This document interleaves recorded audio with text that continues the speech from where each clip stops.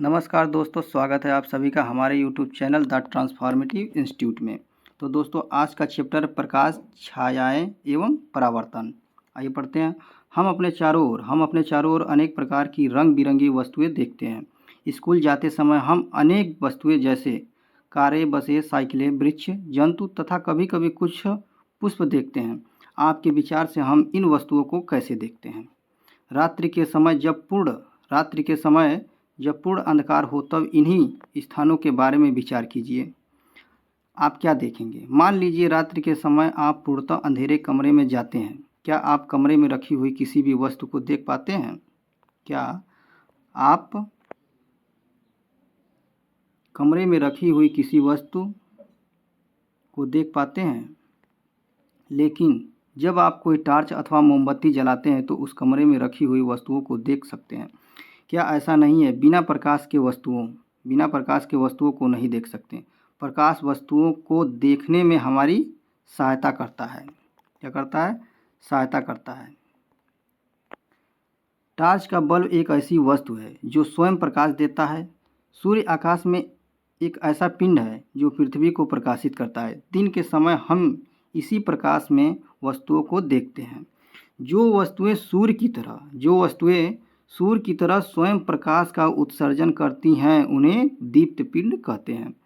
कुर्सी, चित्र अथवा जूते जैसी वस्तुओं के बारे में आप क्या कहेंगे?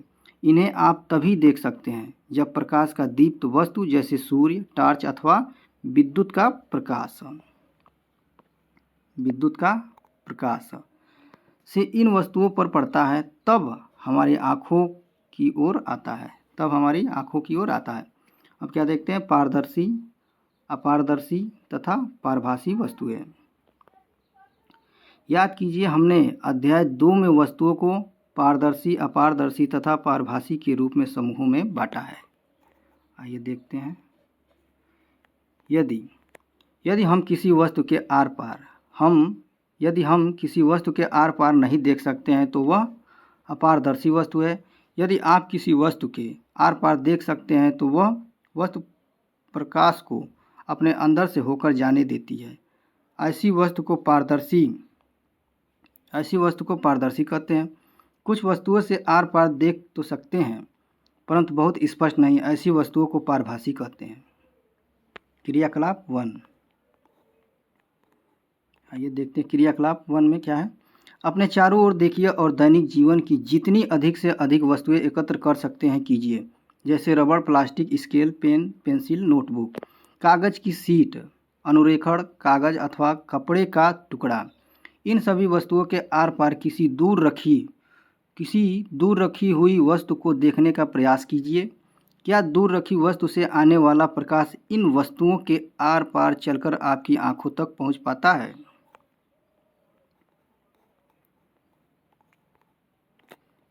हम देखते हैं कि किसी वस्तु अथवा पदार्थ का अपारदर्शी, पारदर्शी अथवा पारभासी होना इस पर निर्भर करता है कि वह वस्तु अपने अंदर से होकर प्रकाश को पूर्णतः, आंशिक रूप से अथवा बिल्कुल नहीं गुजरने देती है। छायाएं वास्तव में क्या होती हैं? यानी जो छाया होती है वो वास्तव में क्या होती है, देखते हैं क्रियाकलाप 2 में। अब प्रत्येक अपारदर्शी वस्तु को धूप में जमीन से कुछ ऊंचाई पर एक एक करके पकड़िए। धरती पर आप क्या देखते हैं? आप जानते हैं कि धरती पर बने ये गहरे काले धब्बे वस्तुओं की छाया के कारण है।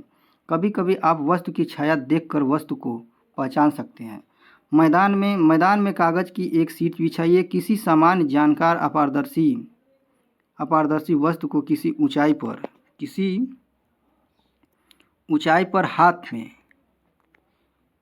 पर हाथ में इस प्रकार पकड़िए कि उसकी छाया जमीन पर बिछी कागज की शीट पर पड़े। जब आप वस्तु को पकड़े हुए हो तो उस समय अपने किसी मित्र से छाया की बाहरी रेखा खींचने के लिए कहिए। इसी प्रकार अन्य वस्तुओं की छायाओं की बाहरी रेखाएं खींचिए। अब अपने कुछ अन्य मित्रों से छायाओं की बाहरी रेखाएं देखकर वस्तुओं को पहचानने के लिए कहिए। वे कितनी वस्तुओं की सही पहचान कर सकते हैं? क्या आप अपनी छाया किसी अंधेरे कमरे में अथवा रात्रि में जब कोई प्रकाश नहीं होता है देखते हैं?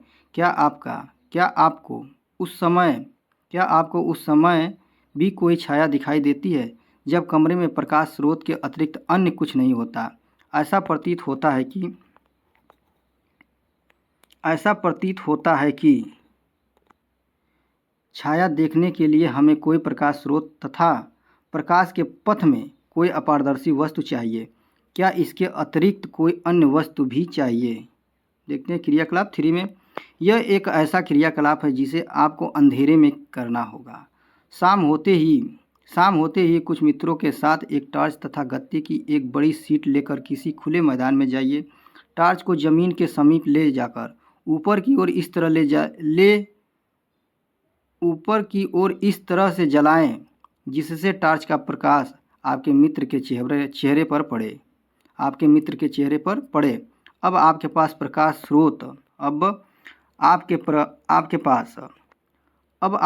प्रकाश स्रोत तथा प्रकाश के पथ के अनुदिश एक अपारदर्शी वस्तु अर्थात आपका मित्र है। यदि आपके मित्र के पीछे पेड़, इमारत अथवा कोई अन्य वस्तु न हो तो क्या तब भी आपको अपने मित्र के सिर की छाया दिखाई देगी? इसका अर्थ यह नहीं है कि वहाँ छाया नहीं है। वास्तव में टॉर्च का प्रकाश आपके मित्र के सिर से पार नहीं होता है। अब किसी अन्य मित्र से कहें कि गत्ते की शीट को आपके मित्र के पीछे पकड़े। क्या अब छाया शीट पर बनती है?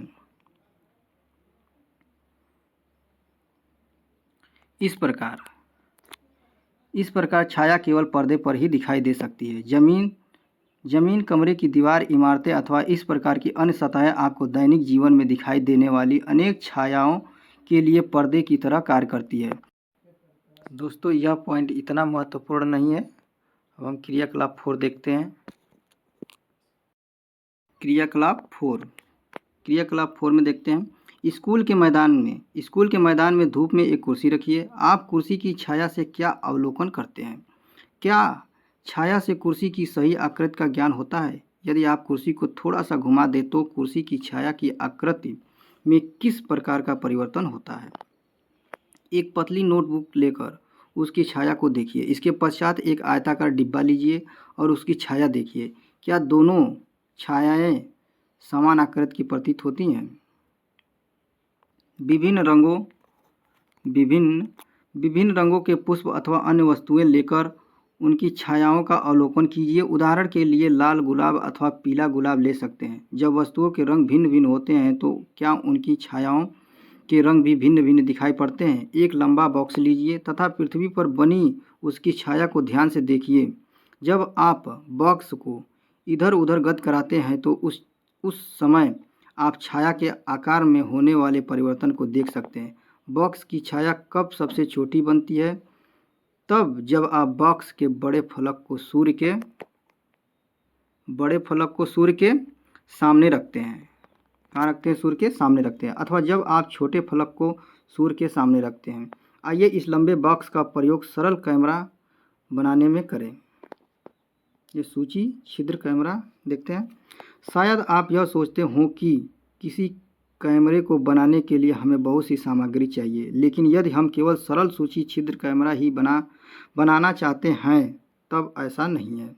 देखते हैं क्रियाकलाप 5 में क्या है। दो ऐसे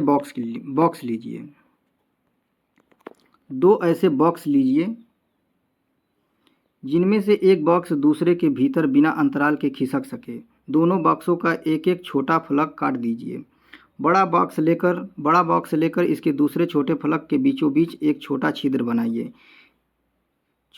बनाइए। इसी प्रकार छोटे बॉक्स के दूसरे छोटे फलक पर एक वर्गाकार आकृति जिसकी भुजा लगभग 5 सेंटीमीटर से 6 सेंटीमीटर हो को काटिए। इस कटे भाग पर ट्रेसिंग पेपर अर्थात पारभासी पर्दा चिपका कर ढक दीजिए। छोटे बॉक्स को बड़े बॉक्स में इस प्रकार खिसकाइए कि छोटे बॉक्स का पारभासी ट्रेसिंग पेपर वाला पर्दा बड़े बॉक्स के भीतर हो। अब आपका सूची छिद्र कैमरा उपयोग के लिए क्या है? तैयार है। सूची छिद्र कैमरा लेकर छोटे बॉक्स के खुले हुए सिरे से देखें। अपने सिर तथा सूची छिद्र कैमरे को कैमरे को काले रंग के कपड़े से ढक लीजिए। अब सूची छिद्र कैमरे से दूर की वस्तुएं जैसे पेड़ अथवा इमारतों को देखने का प्रयत्न करें। सुनिश्चित करें कि जिस वस्तु को आप सूची छिद्र कैमरे से देखना चाहते हैं वह सूर्य की तेज धूप में रखी हो। अब छोटे बॉक्स को सूची छिद्र बने बड़े बॉक्स में आगे पीछे तब तक खिसकाएं जब तक दूसरे छोर पर लगे हुए ट्रेसिंग पेपर का तस्वीर न मिले। क्या सूची छिद्र कैमरे के प्रतिबिंब अपनी छायाओं से भिन्न है? सूची छिद्र कैमरे से सूर्य के तीव्र प्रकाश से सड़क पर गतिमान वाहनों एवं व्यक्तियों को देखें।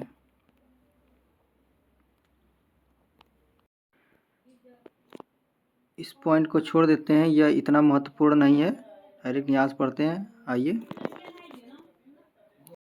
आइए अब अपने सूची छिद्र कैमरे से सूर्य का प्रतिबिंब बनाएं। इसके लिए हमें थोड़ी सी भिन्न व्यवस्था चाहिए। हमें गत्ते की एक बड़ी शीट चाहिए जिसके मध्य में छोटा सा सूची छिद्र हो। गत्ते की शीट को सूर्य की तरह इस तरह पकड़े कि उसकी छाया साफ क्षेत्र में बने। क्या आप सूर्य का वृत्ताकार प्रतिबिंब गत्ते की शीट की छाया के मध्य में देख सकते हैं, अर्थात देखते हैं? अपनी जगह से सूर्य ग्रहण के समय सूर्य का सूची छिद्र प्रतिबिंब देखें। सूर्य ग्रहण से पहले सूची छिद्र तथा पर्दे को इस तरह सुव्यवस्थित करें कि सूर्य का प्रतिबिंब पर्दे पर साफ बने। सूर्य ग्रहण आरंभ होने पर सूर्य का प्रतिबिंब देखें। आप अवलोकन करेंगे कि ग्रहण प्रारंभ होने पर सूर्य के प्रतिबिंब का एक भाग धीरे धीरे काला होता जाता है। हमें सूर्य को सीधे कदापि नहीं देखना चाहिए, ये हमारी आँखों के लिए अत्यंत हानिकारक हो सकता है। प्रकृति में भी एक रोचक सूची छिद्र कैमरा है। कभी कभी हम ऐसे वृक्ष के नीचे से गुजरते हैं जिसमें ढेरों पत्तियां होती हैं, तब हमें उस पेड़ के नीचे सूर्य के प्रकाश के धब्बे दिखाई देते हैं। वास्तव में ये वृत्ताकार प्रतिबिंब सूर्य के सूची छिद्र प्रतिबिंब होते हैं। पत्तियों के बीच के खाली स्थान सूची छिद्र की भांति व्यवहार करते हैं। इन खाली स्थानों में सभी प्रकार की अनियमित आकृतियां हो सकती हैं, परंतु हम सूर्य के वृत्ताकार प्रतिबिंब ही देख सकते हैं। आगामी सूर्य ग्रहण के समय सूर्य के प्रतिबिंबों को देखने का प्रयास करें, यह अत्यंत रोचक हो सकता है। बूझो के मस्तिष्क में एक विचार है। हमने अपने सूची छिद्र कैमरे से सड़क पर चलते लोगों के उल्टे प्रतिबिंब देखे थे। सूर्य के प्रतिबिंबों के साथ क्या होता है? क्या वे प्रतिबिंब भी हमें उल्टे दिखाई दिए थे? पहेली का कुछ अन्य विचार है। निश्चित ही ये सब परिणाम है जो हम देख रहे हैं, जैसे छायाओं का बनना, सूची छिद्र प्रतिबिंब आदि तभी संभव है जब प्रकाश केवल सरल रेखा में गमन करे। क्रियाकलाप 6 में क्या देखते हैं, क्या है? आइए पाइप का छोटा टुकड़ा अथवा रबड़ की लंबी नली लें। कमरे में एक तरफ एक मोमबत्ती जलाकर मेज के ऊपर रखें। अब कमरे में दूसरी तरफ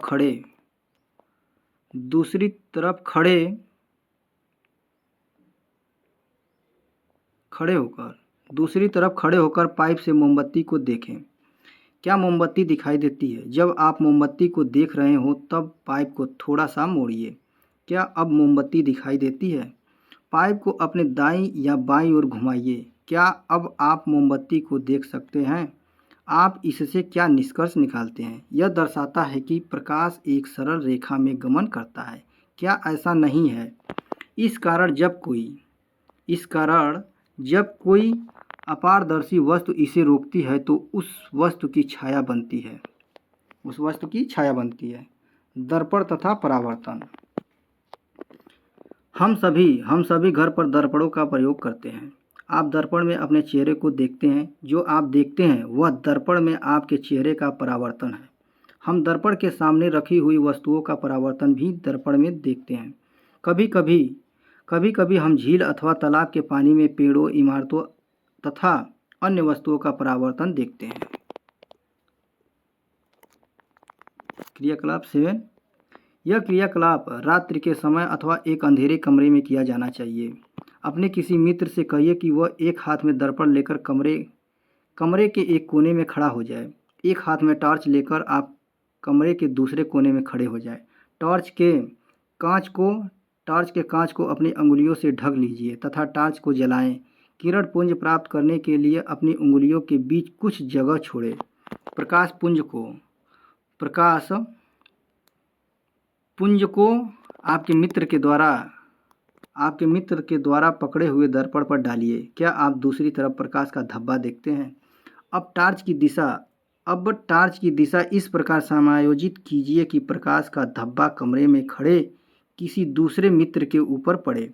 यह क्रियाकलाप सुझाता है कि दर्पण अपने ऊपर पड़ने वाले प्रकाश की दिशा को क्या करता है? बदल देता है। यहाँ वर्णन किया गया है कि क्रियाकलाप 7 है, यह क्या कहता है? यह दर्शाता है कि प्रकाश सरल रेखा के अनुदिश गमन करता हुआ दर्पण से परावर्तित हो जाता है। क्रियाकलाप 8 में देखते हैं। एक बड़ी थर्मोकोल की शीट के एक किनारे पर एक कंघी तथा इसके दूसरे किनारे में दर्शाए अनुसार एक दर्पण लगाइए। दर्पण तथा कंघी के बीच कागज की गहरी रंगीन शीट बिछाइए। इसे सूर्य के प्रकाश में रखिए अथवा कंघी के सामने टॉर्च से प्रकाश किरणें डालिए। आप क्या अवलोकन करते हो? क्या आप में दर्शाए